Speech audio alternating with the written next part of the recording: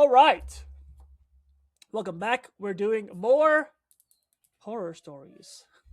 This one, oh, here's Andrea's back as well, as always. We're doing a ghost story because she's been asking about one for Ever. months. We haven't really had a good ghost story on this channel, really. We've had a couple, but we've had like one or two, but we haven't had one in a while. And this one is called I've Had the Same Dream for 26 Years. And this one's on Creepypasta. The author's name is.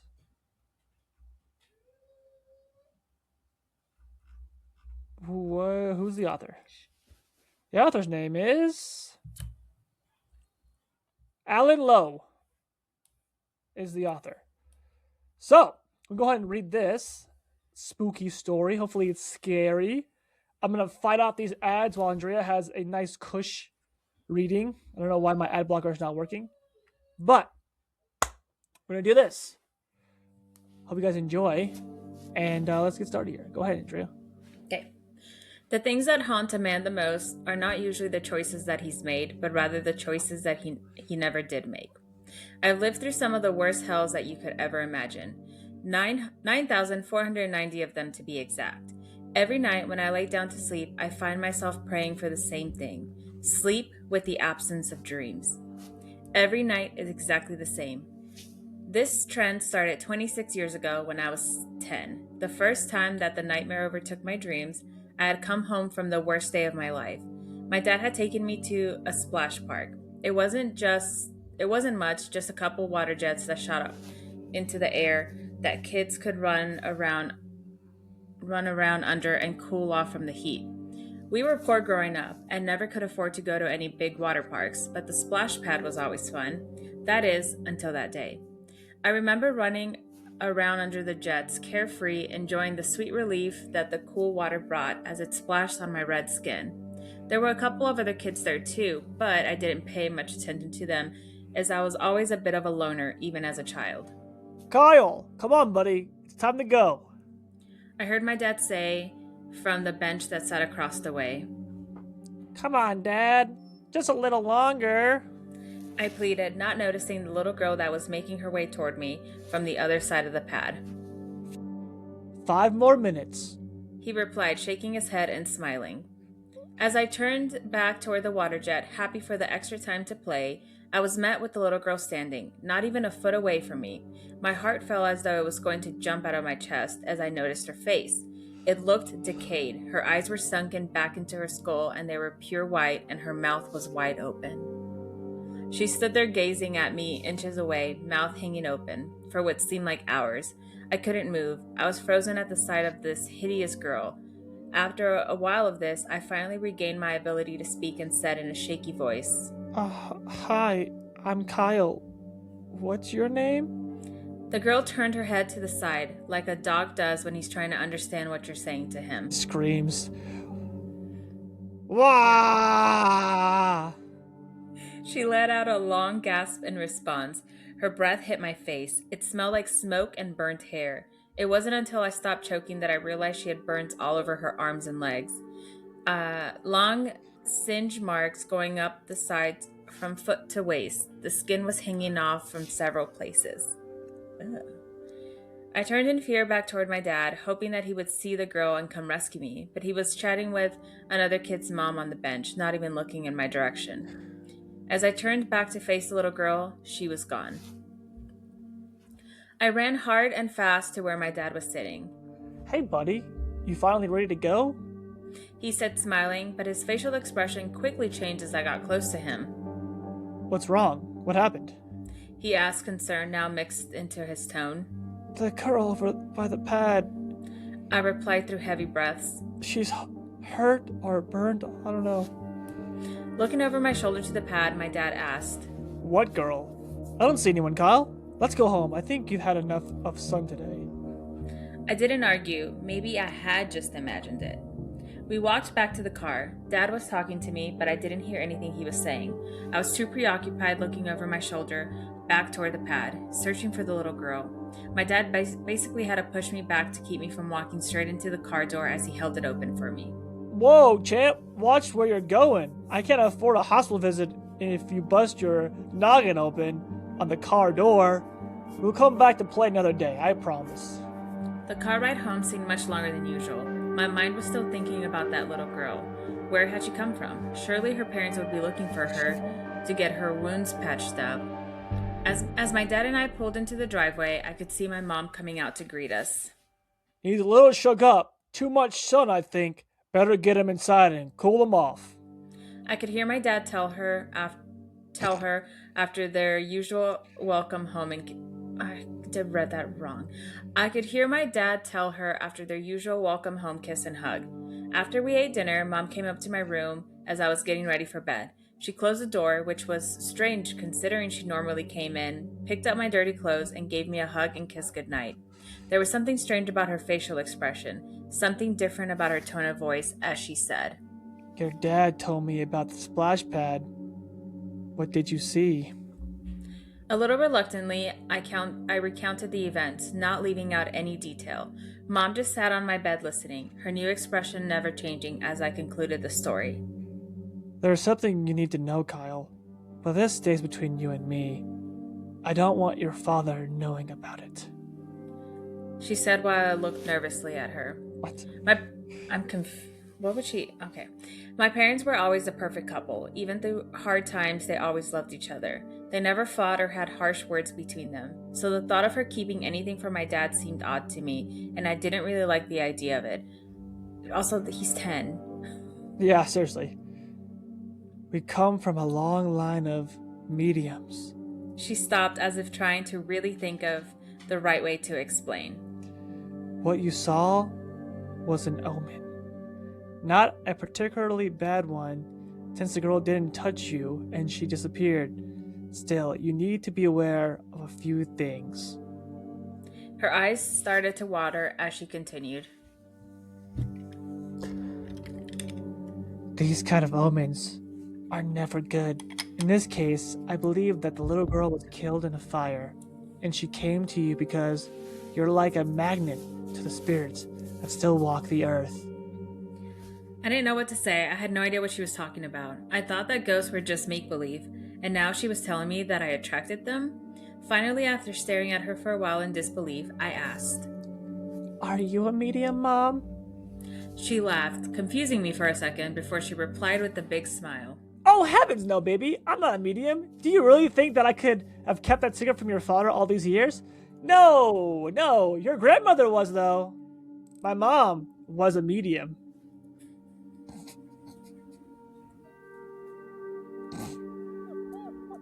Why are you laughing? That dialogue's so cringy. It's so cringe. Yeah. Oh, heavens no, baby. I'm not a medium. Are you fucking crazy? It's No, also yeah, that's crazy. Me? No. I'm not a medium. No. Your grandmother was, though. She was a medium. And you Not are. me. What a wild thing to say to a 10-year-old. Sucks to suck, kid, but, it is what it is. That's literally what she was saying. So what does that mean for me? It means that things are going to start happening around you. Lights flickering, shadows in your room, moving at night, waking up to voices talking to you, emotions and dreams. Jesus Christ. There it was, dreams. The very thing that would plague me every night for the next 26 years.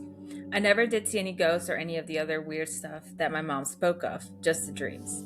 After our talk, Mom left my room, leaving me scared and confused about all of the new information she had just offloaded onto me. I laid down and turned out my lamp. I lay awake for a long time, spooked, rapidly looking around my room, searching for anything out of the ordinary when sleep finally took me. What the fuck, dude? She just scarred that child. She just gave that kid so much trauma all at one time. That's Truly. Crazy. I guess it's good that he knows, but I don't know if it was the best way to do it. Probably not, because after that, but I'm not. I'm not a medium. No, I'm not a medium. No. Also, you're gonna see some crazy shit at night. So just let you know, You're about to have the most worst childhood. Just Yeah, the absolute worst. But you can talk to grandma. She's a medium. I can't help you. I can't help you with anything. Sorry. I'm just letting you know. Just for your information. that's That's so insane. fucked up. That's crazy. Who talks like that? Who does that? This mom, this Oh little my 10-year-old's mom. Okay, keep going. Okay. The first thing I saw was a building on fire. It was a large two-story house at the end of a cul-de-sac. The mailbox read 322 James Street. There were fire trucks with ladders and firefighters pointing hoses towards the inferno, trying to extinguish the flame. I became a little disoriented from all the lights of the sirens. It was dark outside, and besides the fire that engulfed the house, the only lights were from the emergency vehicles, and they were blinding. I stumbled a little as I looked down toward the group to remember. Sorry. I stumbled a little, and as I looked down toward the group to regain my bearings, I realized that I was wearing firefighting equipment. I reached my hand up and felt the helmet on my head. I could hear someone shouting something from behind me. I turned back around to see who it was, nearly hitting another firefighter with the axe I had in my hand. I hadn't even realized I was carrying it until that moment. A man standing by a red SUV with the words Fire Chief on the side was looking right at me. Kyle, go! He shouted, pointing at the blazing house. I didn't know what I was doing, but at the same time, I felt like I had done this before, 100 times over. I turned back to the house, running full speed towards the flames. Even with my protective gear on, I could feel the extreme heat radiating from the blaze. I then heard someone's voice come over the radio. Parents said there was a little girl trapped in the second-story bathroom. Without hesitation, I responded. 10-4, I'm making entry now. Keep on my... Sorry, hold on. 10-4, I'm making entry now. Keep on my 6 and stay sharp. Watch for falling debris. This kid is not dying on my watch. Me and two other firefighters made our way into the house. The black smoke that billowed in front of me almost blocked out the hallway we were traveling down. I could hardly see 10 feet ahead. We pushed towards the house, slung over our... We pushed forward with the hose slung over our shoulders. There's the stairs! I yelled, pointing to my right as we continued down the hallway. The stairs were not on fire, save for a few burning embers that had fallen from the top floor. I made my way up, tapping on each step with my halogen bar to make sure they were stable. The climb was slow and the hose was heavy. Once we got to the top landing, I could see flames engulfing the sides of the wall and roof going down the second-story hallway. The heat was almost too much to bear. We made our way to the first door on the right, touching it to feel for heat. If there was fire on the other side of the door and we opened it, it could cause an explosion, potentially killing all of us. After determining that there was no fire on the other side, I began to scream. Holly! Holly! Are you here? No answer. I didn't know how I knew what name to call. It just came to me. I tried the knob and it was locked. If you're in here, stand away from the door. I'm gonna break it down. I yelled before swinging my axe at the door. It took 3 swings before it opened. As I stepped into the bathroom, I heard a loud crash from behind me. It shook the entire house. Looking back, I could see that parts of the roof had caved in, blocking the hallway to the stairs. Frantically, I searched for the girl. She was sitting in the tub, unconscious. Another crash, this time causing an explosion in the hallway, blowing out the window at the end. I could hear the glass shatter and feel the pressure from the blast. Get the girl! We have to get her out of here! I could hear someone say on my radio. Oh, hold on. I read that wrong. Get the girl! We have to get her out of here! I could hear someone say on my radio. I reached down, picking her up and cradling her against my chest. As I turned back to leave, the other 2 firefighters were using the hose to put out the fire from the fallen beam so that we could have a safe path to leave from. Slowly testing every step, we made our way back down the hallway, the flames becoming more violent and the heat growing more intense with each passing moment. Just as I made it to the stairs, one of the other firefighters pushed past, almost knocking me off my feet as he ran by, flying down the stairs in fear. Fuck! I cursed as I slammed into the wall. flinging the legs of the little girl into the fire. I could hear her skin sizzle in the flames. As I began to regain my balance, I saw why the other man had fled. The main beam of the floor was falling right toward me. With a loud crash, it pinned me to the ground, causing me to drop the little girl. She was still unconscious, lying directly in the flames to my right. My head spinning, I tried to push the beam off of me, but it was no use, it was too heavy. After a few moments of pushing, I gave up, feeling the flames burning my skin. The fire was beyond control. I was stuck with no hope. My heart was pounding with the thought of the little girl burning to death, as well as my own fiery doom. I laid there in agony, feeling the flames licking the skin on my hands. I watched as the rest of the burning roof collapsed onto me. I awoke drenched in sweat, screaming. My mother rushed into my room, fear on her face. After calming down, I recounted the dream. Her hands covered her mouth and tears streamed down her face as I spoke. She didn't say anything, she just sat there holding me. It's been 26 years to the day that the first dream, and every night has been the same since. The same house, the same girl, same death. As I'm sitting here writing this, I can hear the alarm sounding, and a voice just came over the intercom. Now I have a hard choice to make. 1070. Structure fire. All units respond. 322 James Street. That was terrible. That was a bad story. I don't hate it. It was terrible. Okay, story. Okay, story. Terrible title, someone said.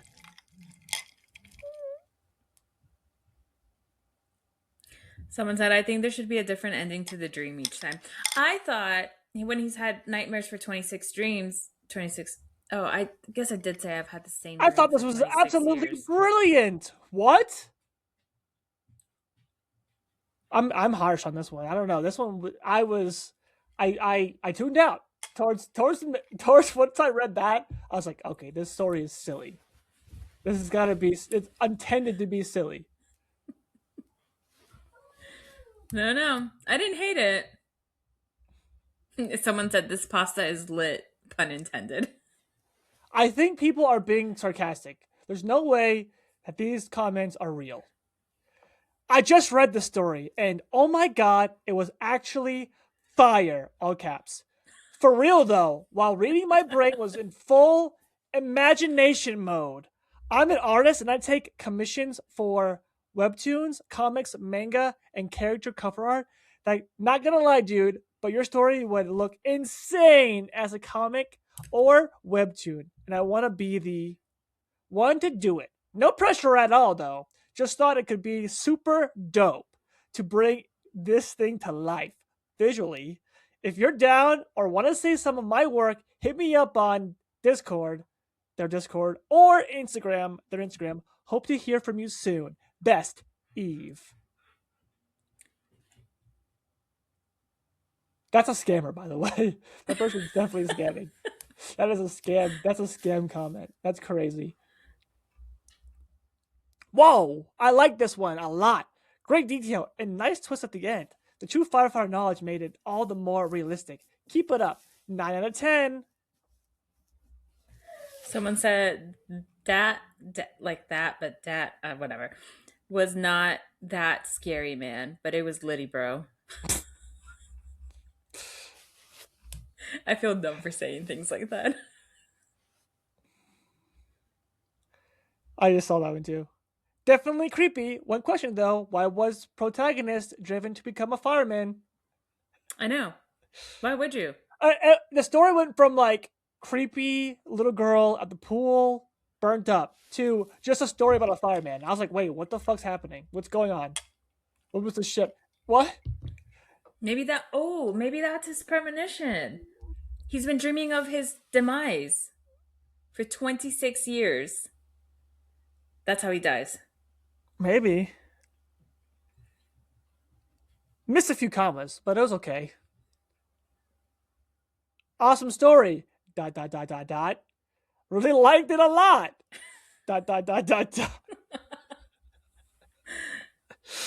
Oh. I'm assuming they didn't really like it. No, most of these comments are just sarcastic. That's how creepypasta is, really.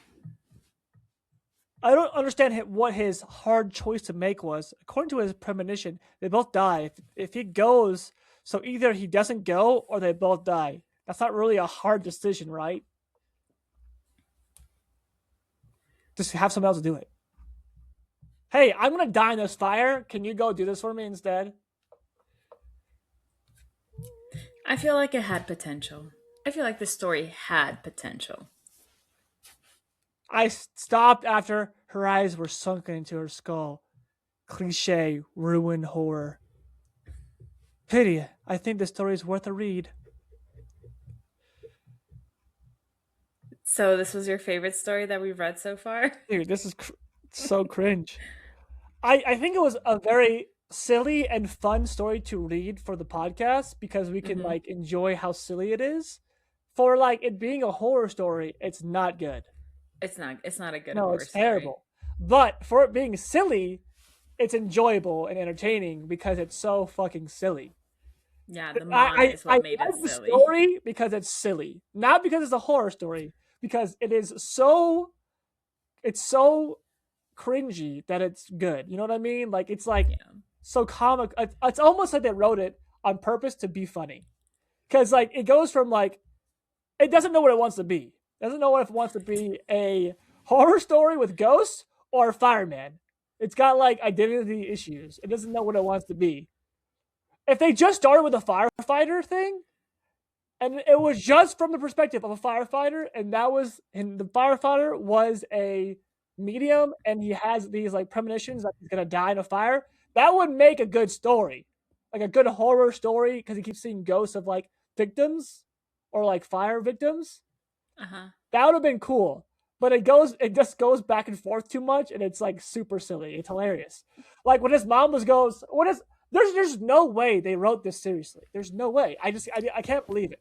Because when they wrote the mom dialogue like that, that is so funny.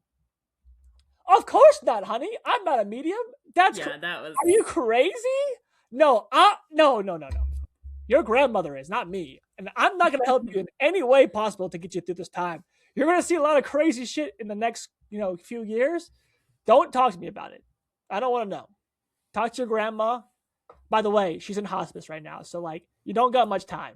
Like that's how it reads. It's crazy. She's in the ICU, so like you only have like a couple days to talk to her about this. Like At, what?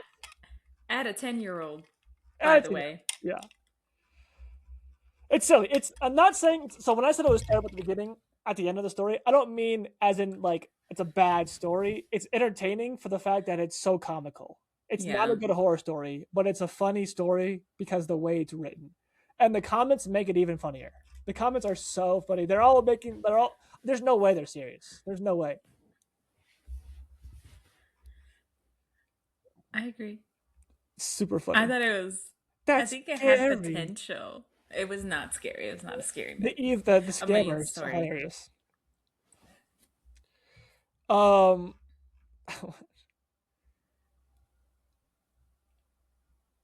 there's no way these comments are real. There's no way. Anyway, hope you guys enjoyed the story. It was a silly one. I don't know if it's. Here's your horror story for the week. That is that. I hope you guys enjoy. It was fun. I thought it was hilarious. I Don't think be too people scared. don't be too scared. Hope you guys can sleep at night because ghost girls at the pool and also firefighters are scary. So like, subscribe, and follow, and we'll see you next time. Bye.